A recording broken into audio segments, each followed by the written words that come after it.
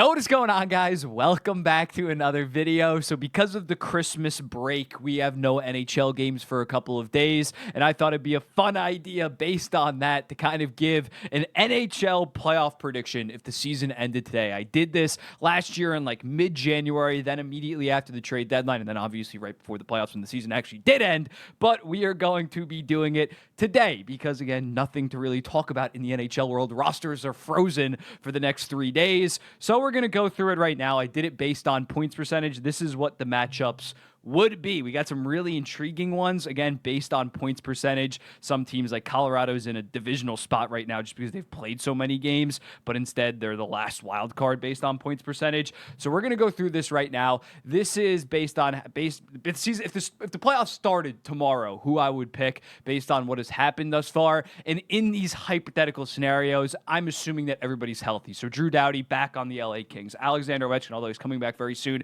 he's on the Washington Capitals. We're not just saying like, oh, Philip Hronek's out the next 4 to 6 weeks, and I'm applying it to this hypothetical. Everybody dealing with injuries, their guys are healthy, assuming their guys are expected to come back. Someone like Gabriel Landeskog, I'm not going to be factoring in at this point because it's still a massive question mark whether he even returns or what he'll look like when he returns, considering he hasn't played since 2022. So yeah, I think I laid that out pretty straightforward. Let's start to dive into the matchups. We're going to start in the Pacific Division and kind of knock out the first one, maybe the most obvious one. The Edmonton Oilers versus the LA Kings. And even though the LA Kings are playing really good without Drew Doughty, I think even if you add Drew Doughty back, year 4 of this goddamn matchup, I'm still going with the Edmonton Oilers in 6 games. You got guys like Kopitar, Kempe playing out of their minds right now, but I still think Edmonton just has too much star power, and we haven't seen them be able to remotely slow down those guys the last 3 times. I think their star power would just absolutely overwhelm the LA Kings. As a result, Edmonton Oilers in 6 games. Let's not waste a lot of time with that matchup. Next up, Vegas versus Colorado. I'm going to go with Colorado in 7 games, assuming Colorado, if they still have Georgiev, I'm probably still going with the Vegas Golden Knights, but if they can get competent goaltending out of Blackwood or Wedgwood, God forbid if they have to go to Wedgwood because Blackwood shits the bed, but I think Blackwood could be a solid starter for the Colorado. He has been a solid starter for the Colorado Avalanche, and I think if they got competent goaltending, they probably are a better team in terms of their forward core. I think now that they're healthy, they're deeper than the Vegas Golden Knights that have serious winger problems, winger depth problems. On top of the defense score, on paper, I think Vegas's defense score is maybe better, but based on the results early on, that has not been the case. In terms of goals allowed per game, Vegas is 29th in the entire NHL at 3.5 to Colorado's still pretty bad, 3.33, which is 25th. But when you look at the underlying numbers, there is a startling difference. Vegas is 26th in expected goals against per 60 at 2.65. Colorado isn't amazing in that department, but they're still a very good 8th at 2.26.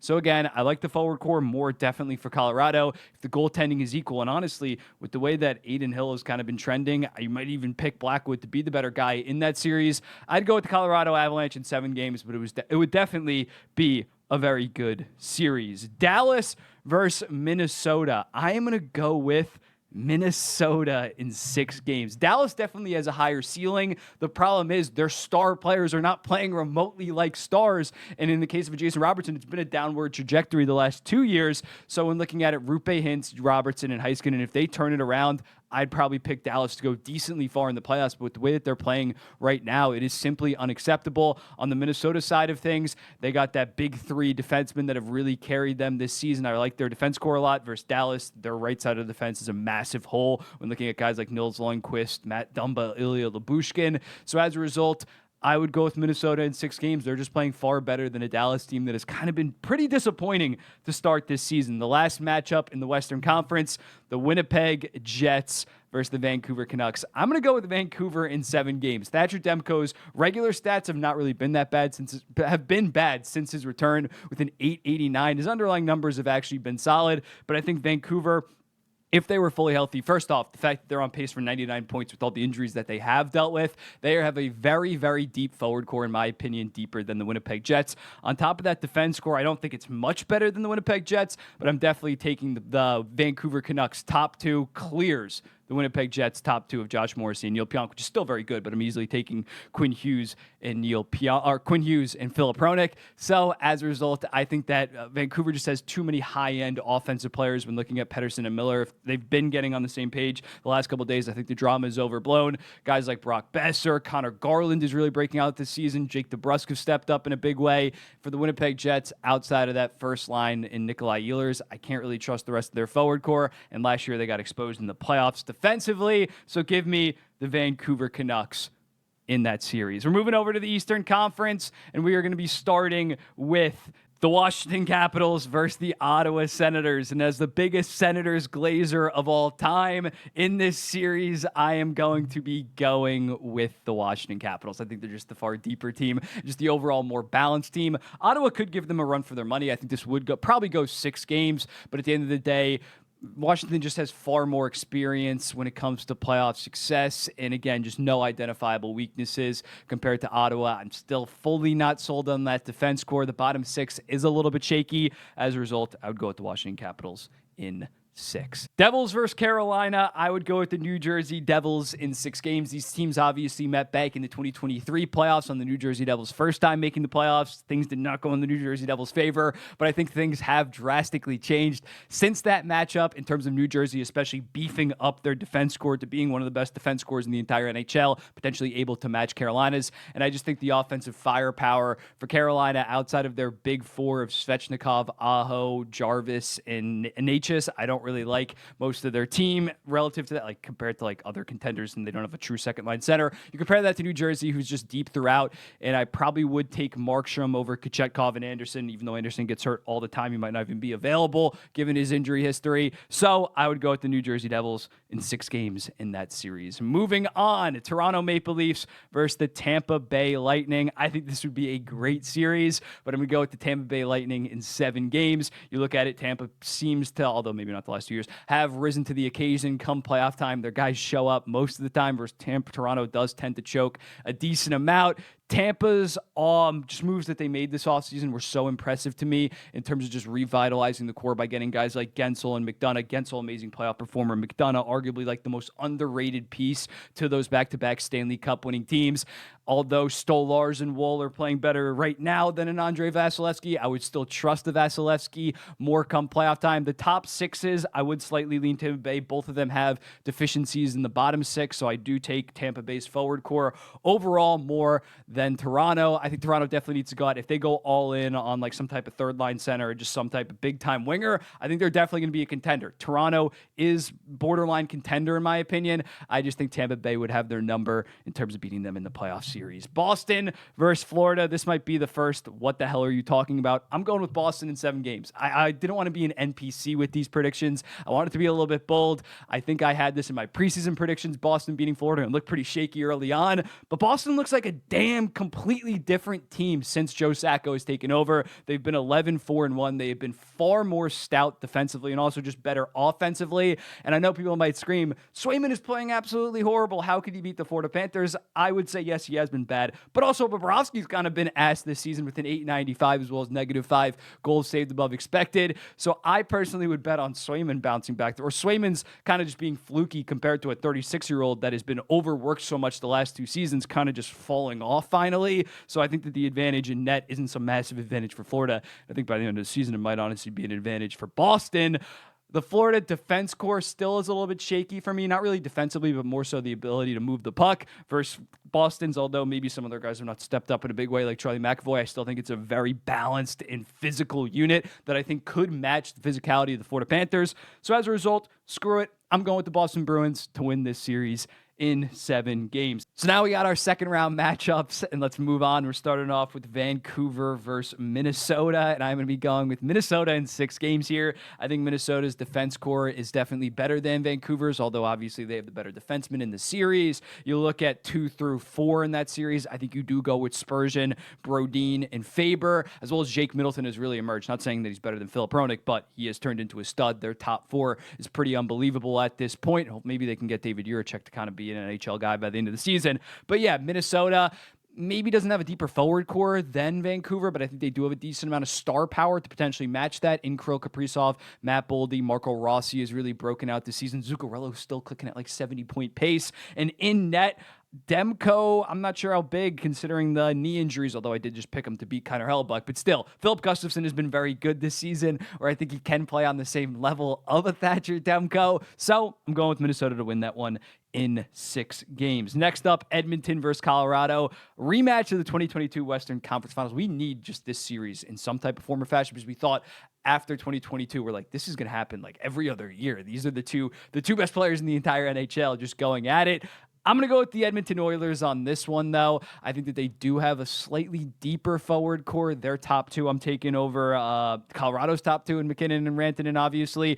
The Avalanche's penalty kill is scaring me a little bit. It's only clicking at 77%. And I think in a matchup with the Oilers, although their power play honestly got off to a pretty slow start and only is middle of the pack, we can agree it's probably still the best power play in the entire NHL. The X factor in a series like this would clearly be Evan Bouchard. Not saying he has to be as good as a Cale Makar, but he needs to avoid his dumb turnovers that he has from time to time and potentially have the ability to match, at least offensively, a Cale Makar. Last year against Quinn Hughes, he arguably did outplay him. He had like 10 points, I think, in the 7 games of that series, or I think 11 and 4 of those were goals. He played great last year in the playoffs. Needs it again, especially against a guy like Cale Makar that does always rise his game in the playoffs and in net. Although Stuart Skinner has been pretty shaky this season, I think it is about equal between him and Blackwood. Going over to the Eastern Conference, the New Jersey Devils versus the Washington Capitals. I think Washington would definitely put up a good fight, but I would go with the New Jersey Devils in 6 games in the series. I think just New Jersey's skill and speed would be able to outlast and outmatch Washington. Washington still is very good. Their defense score is great. They are definitely a legit team, but I think Washington, although I would maybe give them advantage in terms of the defense score, someone like Luke Hughes really emerging into a stud defenseman does close that gap and offers such dimensions for the New Jersey Devils defense core. And in net, I like Logan Thompson. I think that's about equal with Jacob Markstrom. But yeah, at the end of the day, in terms of the forward core, I'm pretty easily taking the New Jersey Devils and just New Jersey overall in terms of the underlying numbers. Even if Washington got Ryan Leonard, that'd be a big ad come playoff time. But New Jersey has been great this season in terms of being second in the entire NHL in expected goals for at 5-on-5. It's been awesome for the New Jersey Devils. I think they're just the more overall talented team as well as having the depth similarly to the Washington Capitals. Tampa Bay versus the Boston Bruins. I'm going to go with Tampa Bay in 7 games, which is crazy because, again, I said that Ottawa would make the playoffs over Tampa Bay, but now I'm having them make it the Eastern Conference Finals. I just think Tampa Bay, they have just the star power of the Boston Bruins, and especially when looking at the way, again, Vasilevsky and Swayman, although I think Swayman's going to play better, Vasilevsky has definitely been better this season in the way that McAvoy is trending downwards. Both teams' number 1 defenseman. McAvoy trending downward this season. Hedman having a real bounce back year. I just think the star power of Tampa Bay might just be a little bit too much for Boston. Boston is definitely deeper, but it's not like Tampa Bay is severely shallow.